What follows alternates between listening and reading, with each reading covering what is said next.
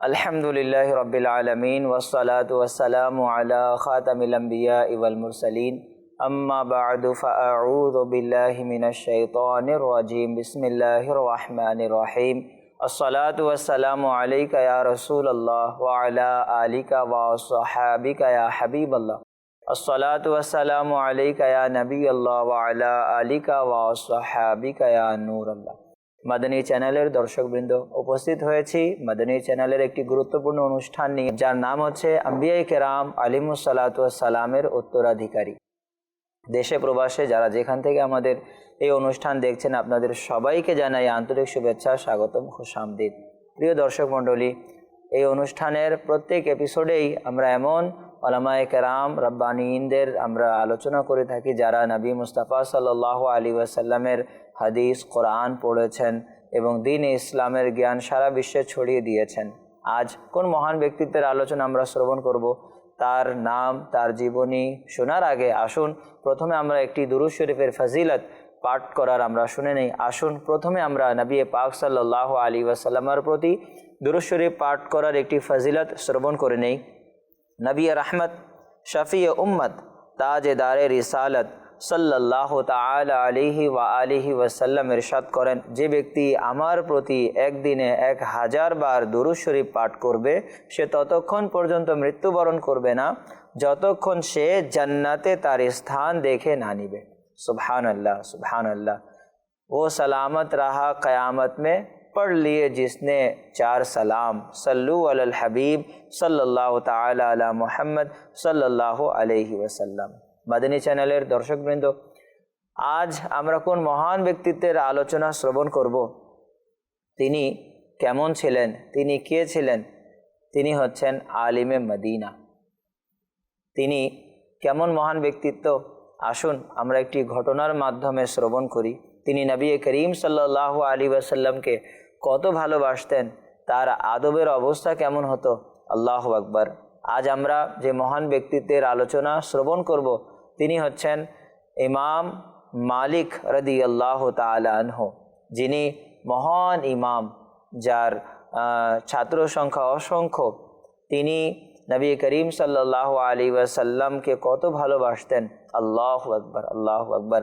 খলিফা আবু জাফর হযরত ইমাম মালিক রহমতুল্লাহি তাআলা আলাইহির সাথে মসজিদে নববী শরীফে আলোচনাকালে আওয়াজ কিছুটা উঁচু করলে হযরত ইমাম মালিক রাদিয়াল্লাহু আনহু তাকে নেকির দাওয়াত দিতে গিয়ে বললেন, হে আমিরুল মুমিনিন, এই মসজিদে আপনার আওয়াজ উঁচু করবেন না, কেননা আল্লাহ পাক একটি দলকে আদব শিখাতে গিয়ে ইরশাদ করেন, ইয়া আইয়ুহাল্লাযীনা আমানু লা তারফাউ আসওয়াতাকুম ফাওকা সাউতিন নবী। হে ঈমানদারগণ, নিজেদের কণ্ঠস্বরকে উঁচু করো না ওই অদৃশ্যের সংবাদদাতা নবীর কণ্ঠস্বরের উপর। সুবহানাল্লাহ। আরেকটি আয়াতে কারিমা আল্লাহ পাক ইরশাদ করেন, নিশ্চয়ই ওই সমস্ত লোক যারা আপন কণ্ঠস্বরকে নিচু রাখে আল্লাহ পাকের রাসূলের নিকট।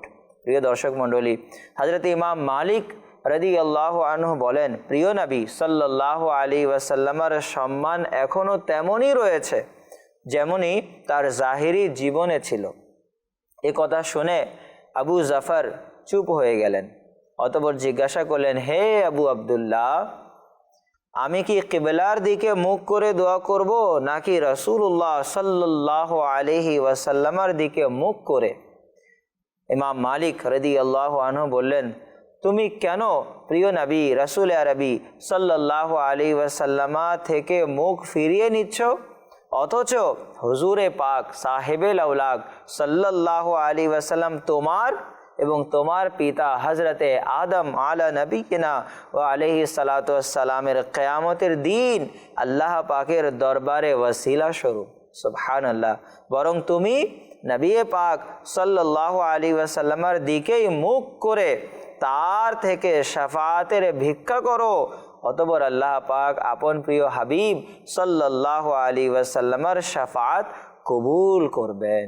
সুবহানাল্লাহ, সুবহানাল্লাহি ওয়া বিহামদিহি, সুবহানাল্লাহিল আযীম। মাদানী চ্যানেলের দর্শকবৃন্দ, আপনারা শুনলেন কোটি কোটি মালিকিদের মহান পথ প্রদর্শক হজরতে ইমাম মালিক রাদিয়াল্লাহু আনহু কিরূপ মহান আশিকে রসুল ছিলেন।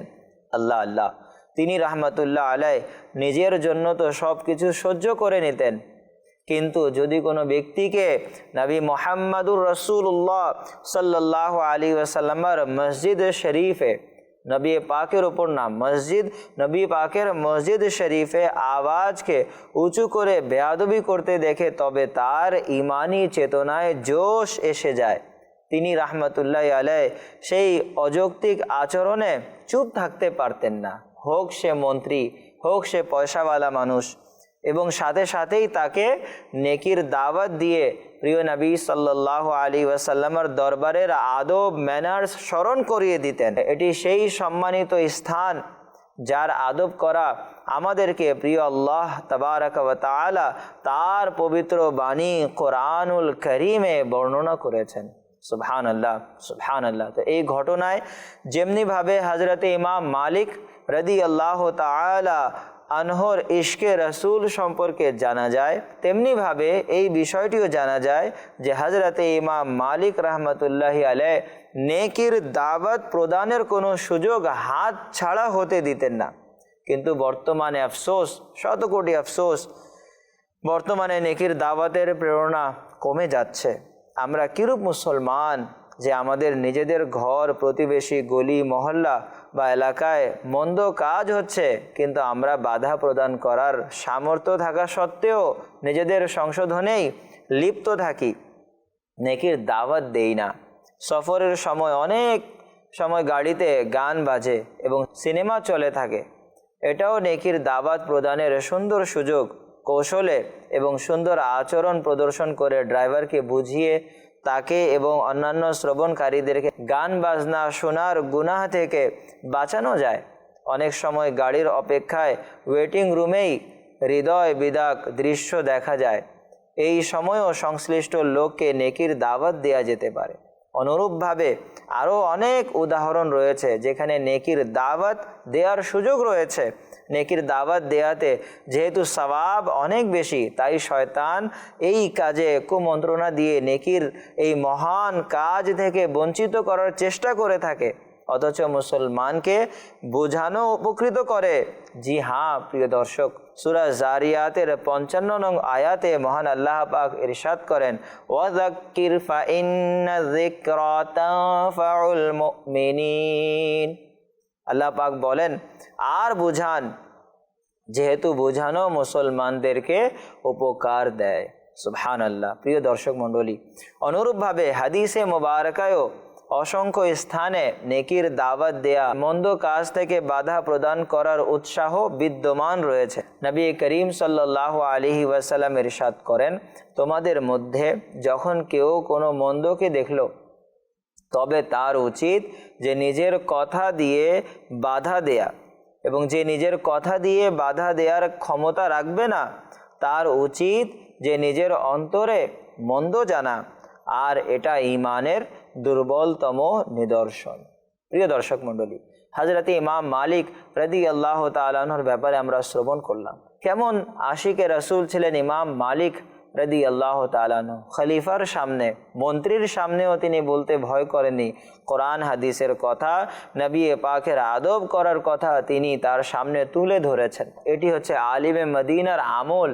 আল্লাহু আকবার, আল্লাহু আকবার। দেখুন না, আমাদের সমাজে অনেকে বলে কিবলার দিকে দোয়া করুন, অনেকে কবরস্থানে গিয়েও কিবলার দিকে দোয়া করে, অথচ কবর তার পিছনে, সে কিবলার দিকে দোয়া করে। ইমাম মালিক, যাকে আলিমে মদিনা বলা হয়, মদিনার আলিম বলা হয়, ইমাম মালিক রাদিয়াল্লাহু আনহু কি বলছেন যে আপনি কিবলার দিকে মুখ করে দোয়া করবেন। নবী পাক সাল্লাল্লাহু আলাইহি ওয়াসাল্লামের রওজার দিকে মুখ করে দোয়া করুন, কেননা নবী পাক সাল্লাল্লাহু আলাইহি ওয়াসাল্লাম সেই সত্তা যার শাফাআতের বদৌলতে আমাদের গুনাহগারদেরকে জান্নাতে প্রবেশ করানো হবে। সুবহানাল্লাহ, সুবহানাল্লাহ। তো প্রিয় দর্শক মণ্ডলী, অনেকে দুর্ভাগা এমনও রয়েছে যারা কবরস্থানে যায়, কিবলার দিকে দোয়া করে, মৃত ব্যক্তির চেহারার দিকে তাকায় না, তারা হচ্ছে দুর্ভাগা। ইমাম মালিক রাদিয়াল্লাহু তাআলা আনহু কি শিক্ষা দিচ্ছেন? নবী পাক সাল্লাল্লাহু আলাইহি ওয়াসাল্লামের রওজার দিকে মুখ করে দোয়া করো, আমরা যখনই কবর জিয়ারতে যাই তখন মৃত ব্যক্তির মুখের দিকে আমাদের চেহারা থাকতে হবে, মৃত ব্যক্তির মুখের দিকে চেহারা থেকে আমাদেরকে দোয়া করতে হবে। এটি হচ্ছে সুন্নাতে মোবারকা। আর দোয়ার কিবলা হচ্ছে আসমান, দোয়ার কিবলা হচ্ছে আসমান, দোয়ার কিবলা কাবা না। আরে আমরা যে কাবাকে কাবা চিনতে পেরেছি কার বদৌলতে? কে আমাদেরকে বলেছেন এটি হচ্ছে খানায় কাবা? কোরআনকে কোরআন পেয়েছি, কোরআনকে দিন রাত তিলাওয়াত করছি। কে বলেছে এটি? কোরআন। এটি সেই বলেছে যার মুখ থেকে কখনো মিথ্যা বের হয়নি, নবী মুহাম্মদুর রাসূলুল্লাহ সাল্লাল্লাহু আলাইহি ওয়াসাল্লাম। আল্লাহু আকবার, আল্লাহু আকবার। তো প্রিয় দর্শক মণ্ডলী, দোয়ার কিবলা হচ্ছে আসমান। আর আলিমে মদিনা ইমাম মালিক রাদিয়াল্লাহু তাআলা আনহু তিনি কি বলেছেন? আপনি নবী পাক আলাইহিস সালাতু ওয়াস সালামের দিকে মুখ করে দোয়া করুন। কেন বলেছেন? এজন্য বলেছেন যে রাসূল করিম সাল্লাল্লাহু আলাইহি ওয়াসাল্লাম যদি না হতেন তাহলে আমরা কাবাকে পেতাম না, নবী পাক আলাইহিস সালাতু ওয়াস সালাম যদি না হতেন তাহলে কোরআনকে পেতাম না। তো আল্লাহু আকবার। আশিকে রাসূল ইমাম আহমদ রাজা খান রহমতুল্লাহি আলাইহি কত না সুন্দর বলেছেন। কি বলেছেন তিনি? হাজিও आओ शहनशाह का रोज़ा देखो। তিনি কত না সুন্দর বলেছেন, হাজিও आओ शहनशाह का रोज़ा देखो, काबा तो देख चुके, काबे का काबा देखो। নবী পাক হচ্ছেন কাবারও কাবা। কেননা নবী পাক যদি না হতেন তাহলে কাবার পরিচয় আমরা পেতাম না, নবী পাক আলাইহিস সালাম যদি না হতেন তাহলে কোরআনের পরিচয় আমরা পেতাম না। তো ইমাম মালিক রাদিয়াল্লাহু তাআলা আনহু তিনি শিখিয়ে দিলেন যে হুজুর আলাইহিস সালাতু ওয়াস সালামের দিকে মুখ করে দোয়া করতে। আল্লাহ তাআলা আমাদেরকে বোঝার তৌফিক দান করুক, আমিন। মাদানী চ্যানেলের দর্শকবৃন্দ, ইমাম মালিক রাদিয়াল্লাহু তাআলা আনহু এর সৌভাগ্যময় জন্ম বিশুদ্ধ তথ্য অনুযায়ী রবিউল আউয়াল মাসে 93 হিজরিতে মদিনায় মুনাওয়ারায় হয়েছে। তার নাম মালিক এবং উপনাম আবু আবদুল্লাহ। তার বংশ পরিক্রমা হলো মালিক বিন আনাস বিন মালিক বিন আবু আমির। তার প্রপিতামহ আবু আমির ইয়েমেন থেকে মদিনায় মুনাওয়ারা স্থানান্তরিত হয়ে ইসলামের নেয়ামত দ্বারা ধন্য হন এবং সাহাবী হওয়ার সৌভাগ্য অর্জন করেন। হাদিসে পাকের প্রসিদ্ধ কিতাব মুয়াত্তা ইমাম মালিক, হযরতে ইমাম মালিক রাহমাতুল্লাহি আলাইহির প্রসিদ্ধ রচনা। হযরতে ইমাম মালিক রাদিয়াল্লাহু তাআলা আনহুর ওয়াফাত মদিনায় মুনাওয়ারা 179 হিজরিতে রবিউল আউয়াল মাসেই হয়। জান্নাতুল বাকিতে প্রিয় নবী সাল্লাল্লাহু আলাইহি ওয়াসাল্লামের শাহজাদা হযরতে ইব্রাহিম রাদিয়াল্লাহু তাআলা আনহুর পাশেই তাকে দাফন করা হয়। প্রিয় দর্শক মণ্ডলী, ইমাম মালিক রাদিয়াল্লাহু তাআলা আনহু তার আকৃতি কেমন ছিল? হযরতে ইমাম মালিক রাদিয়াল্লাহু আনহু দীর্ঘদেহী, সুস্বাস্থ্যবান, ফর্সা ছিলেন। মাথা এবং দাড়ির চুল ছিল সাদা। খুবই উন্নত মানের পোশাক পরিধান করতেন। তিনি রাহমাতুল্লাহি তাআলা আলাইহি আদন শহরের তৈরিকৃত খুবই উন্নত ও দামি কাপড় পরিধান করতেন। এছাড়াও খোরাসান, ইরান এবং মিশরের উন্নত মানের কাপড়ও পরিধান করতেন। তার পোশাক অধিকাংশ সাদা হতো এবং তিনি রাহমাতুল্লাহি তাআলা আলাইহি আতরও লাগাতেন। সুবহানাল্লাহ, সুবহানাল্লাহ। প্রিয় দর্শক মণ্ডলী, ইমাম মালিক রাদিয়াল্লাহু তাআলা আনহু সুন্নাতের কেমন অনুসারী ছিলেন? সাদাসিধে পোশাক ছিল তার এবং তিনি রাদিয়াল্লাহু আনহু আতর ব্যবহার করতেন। কেন? এই জন্যই আতর ব্যবহার করতেন যে আমার নবী রাহমাতুল আলামিন সাল্লাল্লাহু আলাইহি ওয়াসাল্লাম আতর ব্যবহার করেছেন। আতর ব্যবহার করা সুন্নাতে মুবারকা। আর প্রিয় নবী আলাইহিস সালাতু ওয়াস সালাম আতর ব্যবহার করেছেন এই জন্যই না যে সুগন্ধিময় হব, কেননা আমার নবী রাহমাতুল আলামিন সাল্লাল্লাহু আলাইহি ওয়াসাল্লাম কুদরতের পক্ষ থেকেই সুগন্ধিময় ছিলেন। আরে কোরবান যান নবী পাক আলাইহিস সালাতু ওয়াস সালামের ঘাম মুবারকায়, তার ঘাম মুবারকা এমন ছিল যে সকল জাহানের যতই আতর পারফিউম আপনি নিয়ে আসুন, নবী পাক আলাইহিস সালাতু ওয়াস সালামের ঘাম মুবারকের যে সুঘ্রাণ তার সাথে তুলনা করা যেতই না। এমন হচ্ছে নবী পাক আলাইহিস সালাতু ওয়াস সালামের পবিত্র ঘাম মুবারকের সুগন্ধি। এরপরেও হুজুর আলাইহিস সালাতু ওয়াস সালাম সুগন্ধিকে পছন্দ করতেন। সুগন্ধি লাগাতেন, যাতে আমার উম্মত সুন্নাতের উপর আমল করার নিয়তে সে লাগাবে এবং সওয়াবের অধিকারী হবে। সুবহানাল্লাহ, সুবহানাল্লাহ ওয়া বিহামদিহি, সুবহানাল্লাহিল আযীম। প্রিয় দর্শক মণ্ডলী, আলিমে মদিনা ইমাম মালিক রাদিয়াল্লাহু তাআলা আনহুর উপাধি সমূহ আল্লাহু আকবার। তাকে ইমামুল আইম্মা, ইমামদের ইমাম, আলিমে মদিনা এবং ইমামে দারুল হিজরা উপাধি দ্বারাও স্মরণ করা হয়। সুবহানাল্লাহ। আল্লামা জুকানি রহমতুল্লাহি তাআলা আলাইহি বলেন, ইমাম মালিক রহমতুল্লাহি তাআলা আলাইহি 900 থেকেও বেশি ওলামায়ে কেরামের নিকট থেকে ইলমে দ্বীন অর্জন করেছেন। সুবহানাল্লাহ। এই জন্যই তো আলিমে মদিনা হয়েছেন। হযরতে ইমাম মালিক রহমতুল্লাহি তাআলা আলাইহি 17 বছর বয়সে ইলমে দ্বীনের পাঠদান শুরু করেন। তার উস্তাদরাও তার নিকট মাসআলা সমাধানের জন্য আসতেন।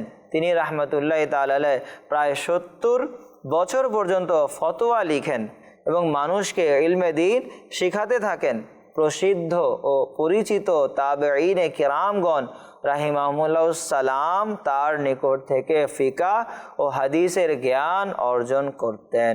সুবহানাল্লাহ। তো প্রিয় দর্শক মণ্ডলী, আলিমে মদিনা ইমাম মালিক রহমতুল্লাহি তাআলা আলাইহি হলেন সেই মুহাদ্দিস ও ফকিহ যিনি মুহাদ্দিসিন ও ফুকাহায়ে কেরামগণের মধ্যে একটি বিশেষ মর্যাদা অর্জন করেছেন। আল্লাহু আকবার, আল্লাহু আকবার। তো ইমাম মালিক রাদিয়াল্লাহু তাআলা আনহু জ্ঞান অর্জন করেছেন, সারা বিশ্বে দ্বীন ইসলামের খিদমত করেছেন, কোরআন ও হাদিসের জ্ঞান প্রচার করেছেন। আজও দেখুন না, তিনি রাদিয়াল্লাহু আনহু ইন্তেকাল করেছেন, তবুও তাদের মহব্বত, তাদের ভালোবাসা আমাদের হৃদয়ে রয়েছে। আল্লাহ তাবারক ওয়া তাআলা আমাদেরকেও ইলমে দ্বীন শেখার তৌফিক দান করুক এবং বেশি বেশি দ্বীন ইসলামের প্রচার প্রসার করার তৌফিক দান করুক। মাদানী চ্যানেল দেখতে থাকুন। সাল্লু আলাল হাবিব সাল্লাল্লাহু তাআলা আলা মুহাম্মদ সাল্লাল্লাহু আলাইহি ওয়াসাল্লাম।